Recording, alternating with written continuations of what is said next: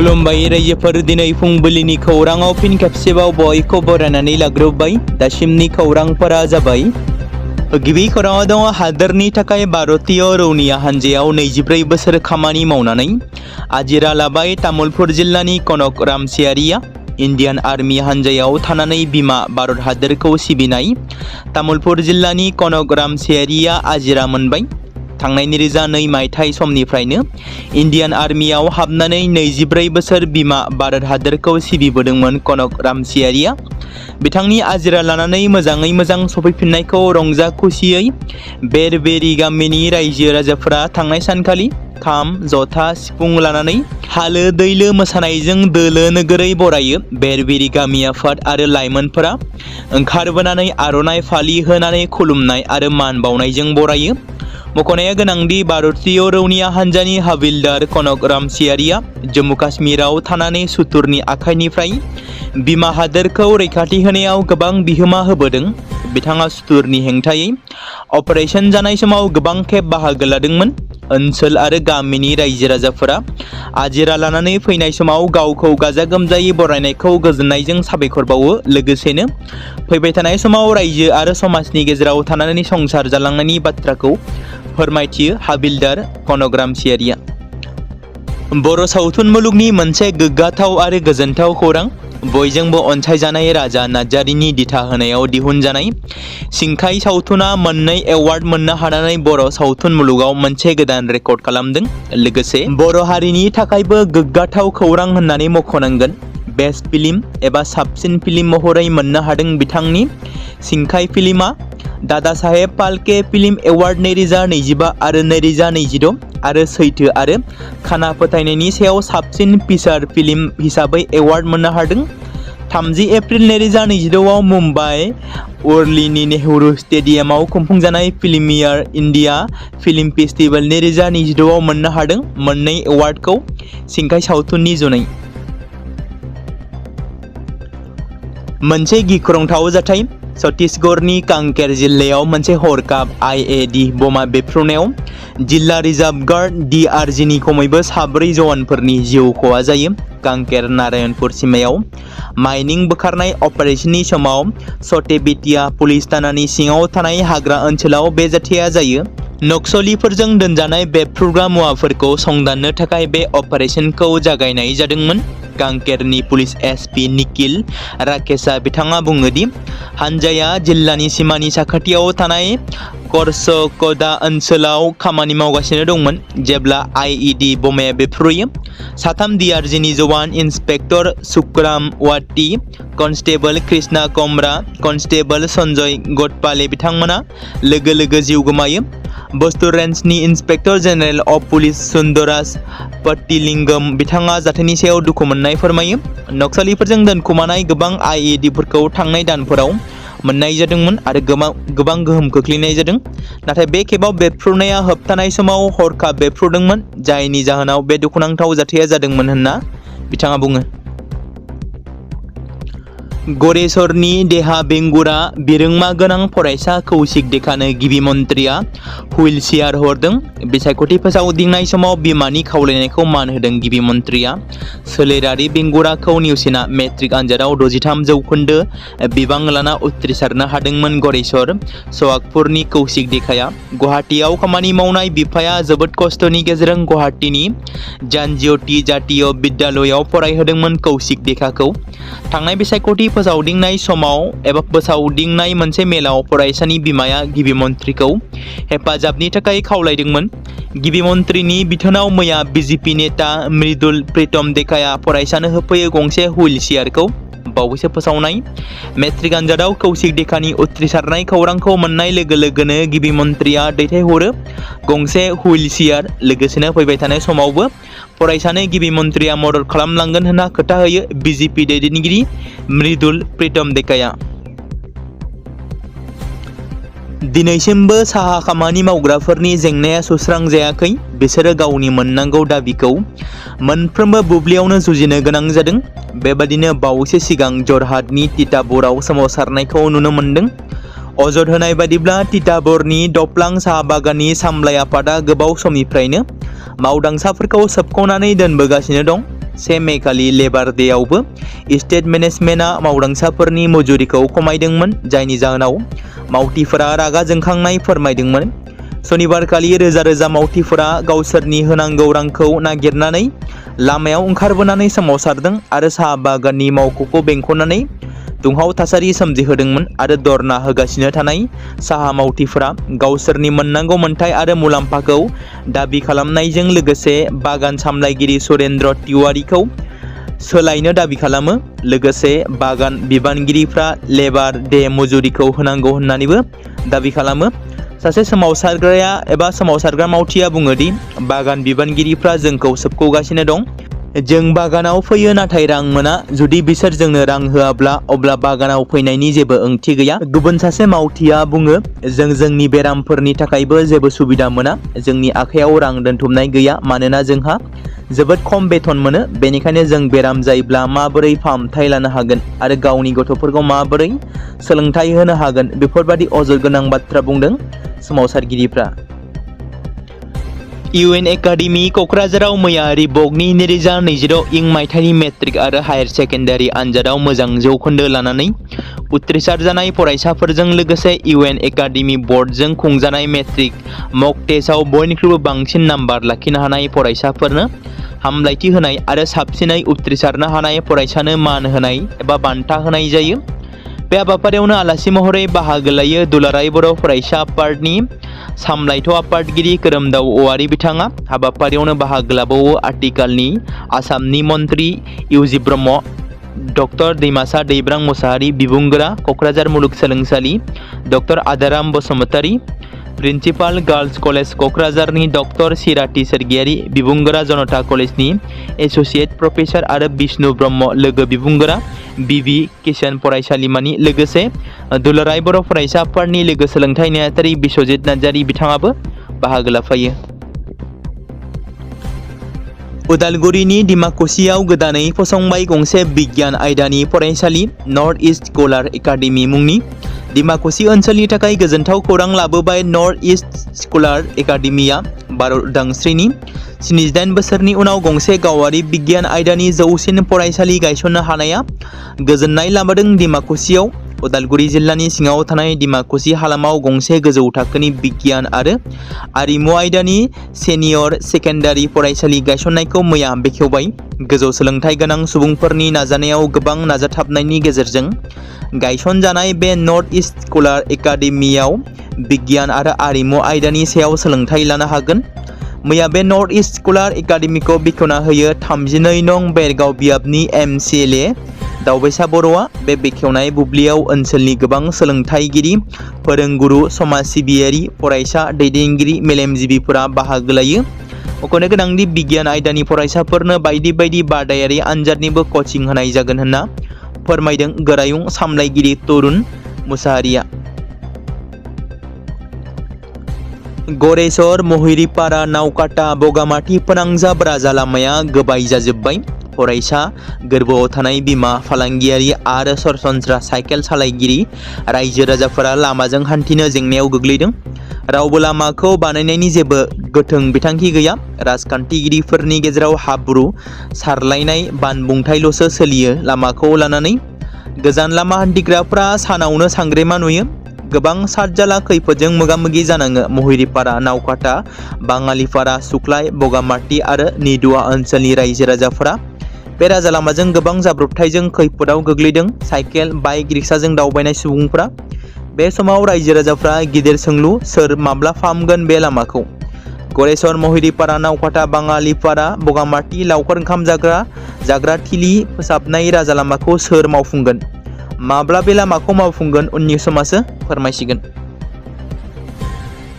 फिन आरोबाव दिनै वेस्ट बेंगल रायजोआव भट आजावदों।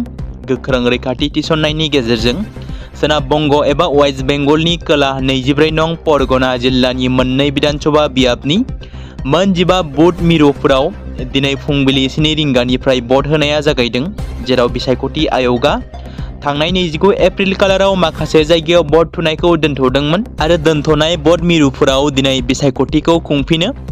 मग्राहाट पश्चिम बिधानसभा बियाबनि मोन 11 भट सोग्रा मिरु आरो डायमन्ड हार्बार मोनब्रै भट सोग्रा मिरुफोराव फिन भट होनो बिथोन होनाय जादोंमोन।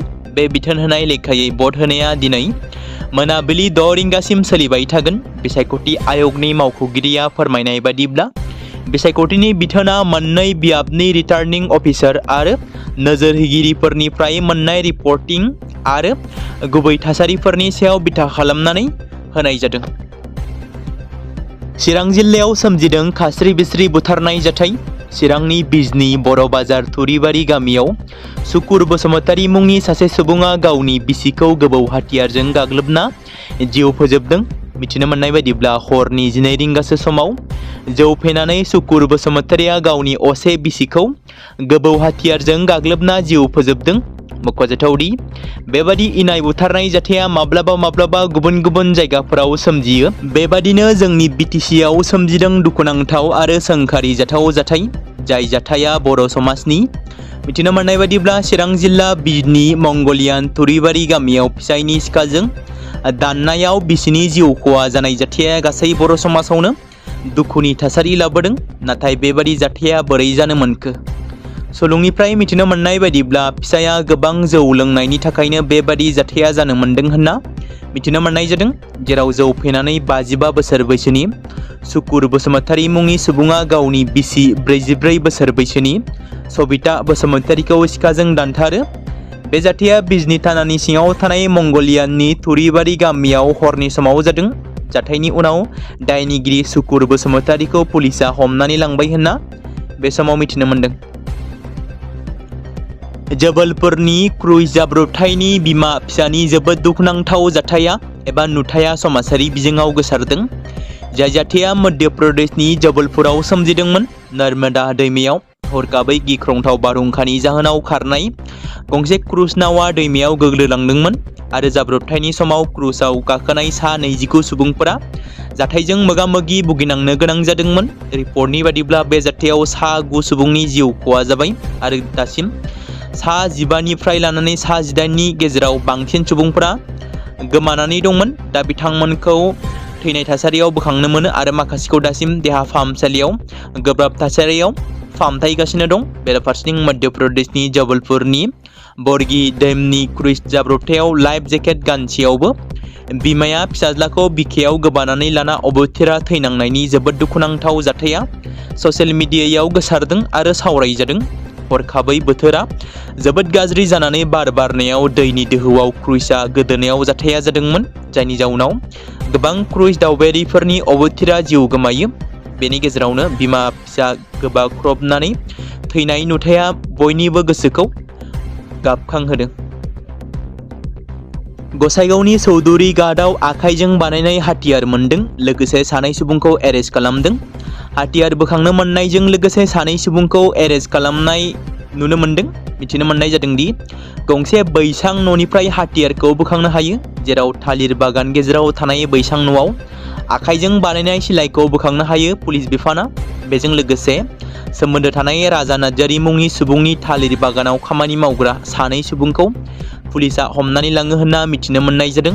हमजानाय सानै सुबुंनि मुङा निपुन नार्जारी आरो बृंदा नार्जारी होनना सिनायथि होदों। हमजानाय सानै सुबुङा फोरमायनाय बादिब्ला हाथियारखौ गुबुनासो बेबादि जायगायाव दोनलांदों होनना दाबि खालामदों। डिमाकुसि एबसुनि बाख्नायथाव हाबाफारि खाफाल खुन्था बड'सा बिजाब बाख्रिया फरा बिजाब होनायखौ जागायबाय। डिमाकुसि एबसुनि नाजानायाव गायसनजानाय बिजाब बाख्रिया गोरिब नखरनि फरायसाफोरनो बेसेन नाङै फरा बिजाब होदों। बिगियान, आरिमु, कमार्स आयदानि बिजाबफोर होबोदों।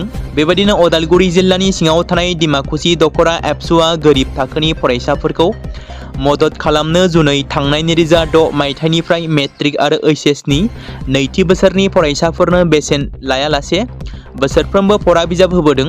बेबायदिनो मुंख्लं खाम्फा खुन्था बड'सा गोसोखां बिजाब बाख्रिनिफ्राय मोननानै जोबोद गोजोननाय मोनदों फरायसा फरायसुलिफ्रा।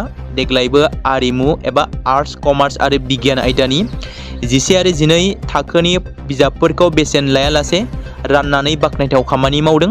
मख'जायोदि डिमाकुसि एबसुआ गुन गोनां सोलोंथाइ होनो आरो सुबुं धोन सोरजिनो मोजां फरायसाफोरखौ थाखो 9 आरो थाखो 10नि हौवासा हिन्जावसा 20 हस्टेलाव लाखिना फरायनायनि खाबु खालामना होबोनाया बयनिबो बाख्नायथाव होनना मिजिं एबा मिथिजादों। देग्लायबो सा 300निबो बांसिन फरायसाफोरा मुंख्लं खाफाल खुन्था बड'सा बिजाब बाख्रिया फरा बिजाबफोर होनाया बाख्नायथाव।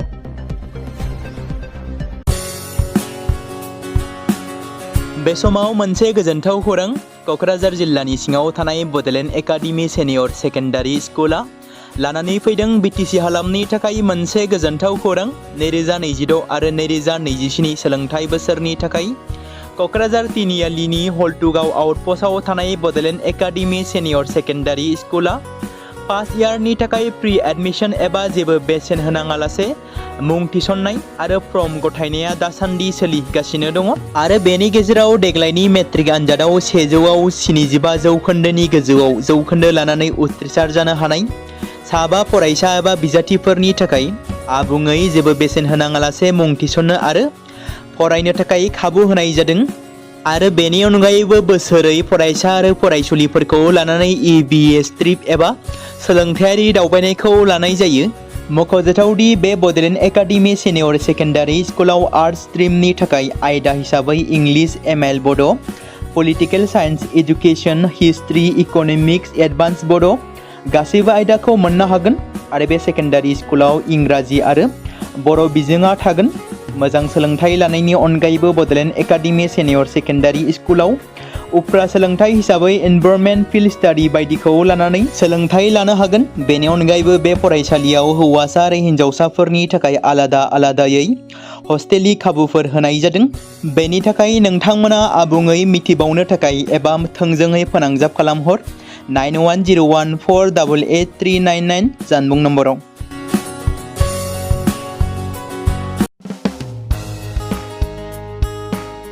बे समाव मोनसे गोनां फोसावथाय बर' सावथुन नायनानै मोजां मोनग्रा गासै बर' रायजो राजाफोरनि गेजेराव लानानै फैदों मोनसे बर'नि OTT प्लेटफर्म गोनां, जाय प्लेटफर्मनि गेजेरजों नोंथांमोना बर'नि गोदान सावथुनफोरखौ नुनो मोनगोन। थांनाय माखासे बोसोर सिगां बर'नि गेजेराव लानानै फैनाय निउबो एप बायदिनो फिन आरोबाव लानानै फैदों बर' रायजो राजाफोरनि थाखाय। बे बाथ्राखौ मख'नाया गोनांदि 2025 मायथाइनि जानुवारि दानाव ओंखारनाय आंगो स्ट्रिम मुंनि मोनसे OTT प्लेटफर्म गोनां निउबो एपनि गेजेरजों नोंथांमोना गोबांथार बर'नि सावथुनफोर जेरै ट्रेजेडि, रमान्टिक, एक्शन आरो कमेडिजों बुंफबनाय सावथुनफोरखौ नुनो मोनगोन। जेरै सनानि नखर, थांखि गैयै समाज, अनसुला आफा, हिर', बिमा बायदि बाजै, अर, थैसाम, वान्टेड, संदान आरो रं नाम्बार बायदि सावथुनफोरा मख'जाथाव। बेफोर सावथुनफोरखौ नायनो थाखाय नोंथांमोना गिबियावनो आंगो स्ट्रिम एपखौ गाव गावनि मबाइलाव थानाय प्ले स्ट'रनिफ्राय डाउनल'ड खालामनानै लोगोसे इनस्टल खालामनानै गावनि मबाइल नाम्बारजों लगइन खालामनानै लाग्रोनांगोन। बेनि उनाव नोंथांमोना गोबांथार नुनो मोनै सावथुनफोरखौ गुगोल पे, फन पे आरो पेटिएमजों रं नाम्बार सावथुनखौ नायनो थाखाय 60 रां आरो संदान सावथुनखौ नायनो थाखाय 80 रां, वान्टेड सावथुनखौ नायनो थाखाय 60 रां, थैसाम सावथुनखौ नायनो थाखाय 60 रां बेबायदिनो गोबांथार नुनो मोनै सावथुनफोरखौ नायनो थाखाय सुबिदा खालामनानै होदों आंगो स्ट्रिम प्लेटफर्मा। फिन नोंथांमोननि गेजेराव फोरमायबावनो लादों बर' सावथुन नायनानै मोजां मोनग्रा गासै बर' रायजो राजाफोरनि गेजेराव लानानै फैदों मोनसे बर'नि OTT प्लेटफर्म गोनां, जाय प्लेटफर्मनि गेजेरजों नोंथांमोना बर'नि नुनो मोनै सावथुनफोर जेराव गोदान गोजाम सावथुनफोरखौ नुनो मोनगोन। बे बाथ्राखौ मख'नाया गोनांदि 2025 मायथाइनि जानुवारि दानाव दिहुनजानाय आंगो स्ट्रिम मुंनि मोनसे OTT प्लेटफर्म गोनां एपनि गेजेरजों नोंथांमोना गोबांथार बर'नि ट्रेजेडि, रमान्टिक, एक्शन आरो कमेडिजों बुंफबनाय सावथुनफोरखौ नुनो मोनगोन। जेरै रं नाम्बार, संदान, वान्टेड, थैसाम, अर, बिमा बायदि बाजै, हिर', अनसुला आफा, थांखि गैयै समाज, सनानि नखर बायदि बायदि सावथुनफ्रा मख'जाथाव। बेफोर सावथुनफोरखौ नायनो थाखाय नोंथांमोना गिबियावनो आंगो स्ट्रिम एपखौ गाव गावनि मबाइलाव थाखानाय प्ले स्ट'रनिफ्राय इनस्टल खालामनानै गावनि मबाइल नाम्बारजों लगइन खालामखांनायनि उनाव नोंथांमोना गोबांथार नुनो मोनै सावथुनफोरखौ गुगोल पे, फन पे आरो पेटिएमजों रं नाम्बार सावथुनखौ नायनो थाखाय 60 रां, संदान सावथुनखौ नायनो थाखाय 80 रां, वान्टेड सावथुनखौ नायनो थाखाय 60 रां, थैसाम सावथुनखौ नायनो थाखाय 60 रां बेफोरबायदिनो अर सावथुनखौ नायनो थाखाय 60 रां पे खालामनांगोन। बेबायदिनो गोबांथार नुनो मोनै बर' सावथुनफोरखौ नायनो थाखाय सुबिदा खालामनानै होदों आंगो स्ट्रिम प्लेटफर्मा। बे समाव मोनसे गोजोनथाव खौरां। क'क्राझार जिल्लानि सिङाव थानाय बड'लेण्ड एकाडेमि सेनियर सेकेन्डारि स्कुला लानानै फैदों बिटिसि हालामनि थाखाय मोनसे गोजोनथाव खौरां। 2026 आरो 2027 सोलोंथाइ बोसोरनि थाखाय क'क्राझार तिनिआलिनि हल्टुगाव आउटपस्टआव थानाय बड'लेण्ड एकाडेमि सेनियर सेकेन्डारि स्कुला फार्स्ट इयारनि थाखाय प्रि एडमिशन एबा जेबो बेसेन होनाङालासे मुं थिसननाय आरो फर्म गथायनाया दासान्दि सोलिगासिनो दङ आरो बेनि गेजेराव देग्लायनि मेट्रिक आनजादाव 100आव 75 जौखोन्दोनि गोजौआव जौखोन्दो लानानै उथ्रिसार जानो हानाय साबा फरायसा एबा बिजाथिफोरनि थाखाय आबुङै जेबो बेसेन होनाङालासे मुं थिसननो आरो फरायनो थाखाय खाबु होनाय जादों आरो बेनि अनगायैबो बोसोरै फरायसा आरो फरायसुलिफोरखौ लानानै EBS ट्रिप एबा सोलोंथायारि दावबायनायखौ लानाय जायो। मख'जाथावदि बे बड'लेण्ड एकाडेमि सेनियर सेकेन्डारि स्कुलाव आर्ट्स स्ट्रिमनि थाखाय आयदा हिसाबै इंलिश ML बड', political science education, history, economics, advance बड' गासैबो आयदाखौ मोननो हागोन आरो बे सेकेन्डारि स्कुलाव इंराजि आरो बर' बिजोङा थागोन। मोजां सोलोंथाइ लानायनि अनगायैबो बड'लेण्ड एकाडेमि सेनियर सेकेन्डारि स्कुलाव उफ्रा सोलोंथाइ हिसाबै एनभायरनमेन्ट फिल्ड स्टाडि बायदिखौ लानानै सोलोंथाइ लानो हागोन। बेनि अनगायैबो बे फरायसालियाव हौवासा आरो हिन्जावसाफोरनि थाखाय आलादा आलादायै हस्टेलनि खाबुफोर होनाय जादों। बेनि थाखाय नोंथांमोना आबुङै मिथिबावनो थाखाय एबा थोंजोङै फोनांजाब खालामहर 9101488399 जानबुं नम्बराव।